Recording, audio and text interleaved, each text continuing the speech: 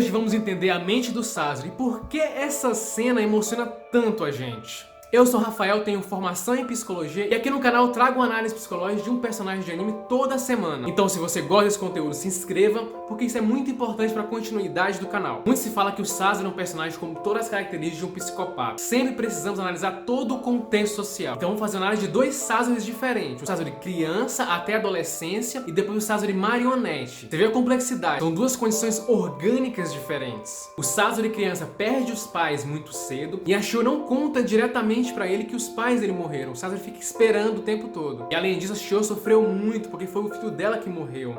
E ela não soube lidar com a situação. Ela manteve um distanciamento do Sazori. Como ela mesma falou, ela dava muitas desculpas pra falar com ele. Por isso, ela se sente tão responsável pelo que ele se tornou. Então ali, o Sazori, muito jovem, passa por uma ressignificação da vida. A psicóloga e pesquisadora Margaret Straeber propôs o modelo do processo dual do luto. E um desses modelos refere à construção de novos significados para ajudar na questão do luto. Então a Shio ensina ali pro Sazori o controle de marionetes e ele fica muito animado com isso. Porque o que vemos nele é uma criança bastante triste e que mostrava uma expressão bem desanimada após a morte dos pais. E não era pra menos. Com isso, Sazori tenta achar um novo significado para aliviar as dores dele. Então o Sazori ele começa a mexer com marionetes, isso ajuda ele a lidar com a dor, porém faz com que também ele se afaste muito das pessoas. Então ali ele passa a ficar no próprio mundo. A grande questão é que as crianças geralmente não reprimem esses sentimentos. Se uma criança está triste, ela fica triste, ela chora. Se ela está feliz, ela demonstra isso. Nós adultos reprimimos muito isso. E na questão do luto não é diferente. Porém o Sazori, mesmo criança, ele reprime muito isso. Então o Sazori ali passa o dia inteiro mexendo nas marionetes. Mais tarde ele aparece com um amigo, Komushi. Um amigo que admira muito ele, sempre tenta falar com ele e o Sazori sempre responde ele com poucas palavras. O Sazori fica tão focado nas marionetes que ele esquece tudo ao seu redor. Pra ele só o que importa é a construção das marionetes. Ali é o novo significado de vida dele. Anos depois isso é considerado uma grande arte pra ele. O Komushi perde um braço em uma missão e o Sazori faz um braço de marionete pra ele. E o Komushi fica muito feliz. Porém, depois de um tempo, o Komushi acaba ingerindo um veneno acidentalmente. Lembrando que o Sazori também nessa época começa a desenvolver venenos. E o Komushi ali sofrendo, bem perto de morrer, ele fala, não, a culpa não é do Sazori. Porque ele sabia que a culpa ia cair no Sazori, já que ele estava desenvolvendo venenos. O Komushi fala que a culpa era dele. A mãe do Komushi pede que o Sazori ajude ele. Então o que o Sazori faz? O Sazori cria sua primeira marionete humana. O que faz a Shio desconfiar que o Sazori fez o Komushi ingerir veneno de propósito para que ele depois pudesse fazer a marionete dele. Porém, como dizendo, a Shio não conhece muito bem o Sazori. Ela ficou distante dele. O Komushi era um mensageiro dela. Ela não tinha coragem de falar com o Sazori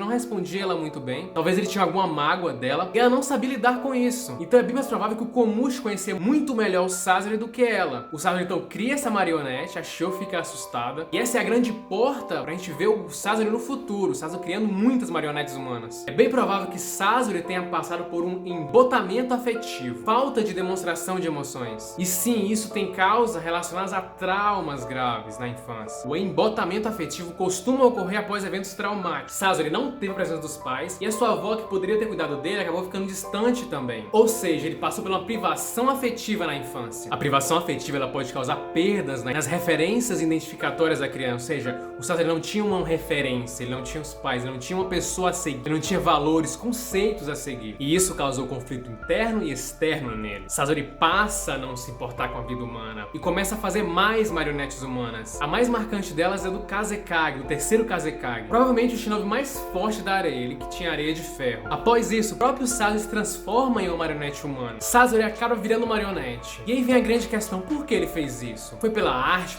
Era pra se tornar um shinobi mais forte? Ou era pra ficar mais parecido com os pais? Bom, o motivo do Sazori virar marionete, eu acho que vai mais na questão de autopreservação de si próprio do que exatamente de poder. Porque a partir do momento que ele não escolhe sentir dor, ele não sentir mais necessidade de ser abraçado. Porque ser abraçado, ter um afeto, libera transmissores que fazem se sentir bem. Mas o Sazori não fugiu disso, que provavelmente estava sentindo uma dor psíquica muito grande. Então ele virando marionete seria uma maneira dele aliviar as dores psicológicas que ele tinha e mesmo assim continuar vivo. Isso é curioso porque alguém sem emoções é alguém que não consegue se lembrar do passado também. O psicólogo William James, no livro Princípios da Psicologia, ele conta que nossa memória vem do que sentimos. Geralmente, lembramos de fatos que marcaram a gente, tanto positivamente quanto negativamente. Então situações de raiva, de alegria intensa, de medo, de vergonha, todas essas emoções fortes faz a gente se lembrar dos acontecimentos. Ou seja, alguém sem emoções seria alguém com memória muito ruim. Ou seja, propositalmente ou não, se tornar uma marionete humana poderia sim fazer com que Sazori esquecesse seu passado. Uma coisa muito interessante do Sazori é que ele não gosta de esperar. Ele esperou os pais dele voltarem. E isso não aconteceu. Ele nunca gosta de deixar alguém esperando. Só que ao que tudo indica, Sazori ainda tinha emoções, já que ele não possui o que chamamos de anedonia, que tem como característica principal a ausência total de motivação. E o Sazori, ele tinha uma motivação gigantesca relacionada à arte dele. Como o Sazori mesmo fala, né, que ele não conseguiu virar uma marionete humana por completo, já que ele tinha aquele recipiente, né, que tornava ele humano. Então é cabível dizer também que o Sazori não amadureceu após virar marionete. Então ali ele não passou por todas as etapas de desenvolvimento. Por isso, quando ele é marionete, ele é uma pessoa extremamente egocêntrica e narcisista. Então é por isso que tem esses dois Sazoris, né, o Sazori humano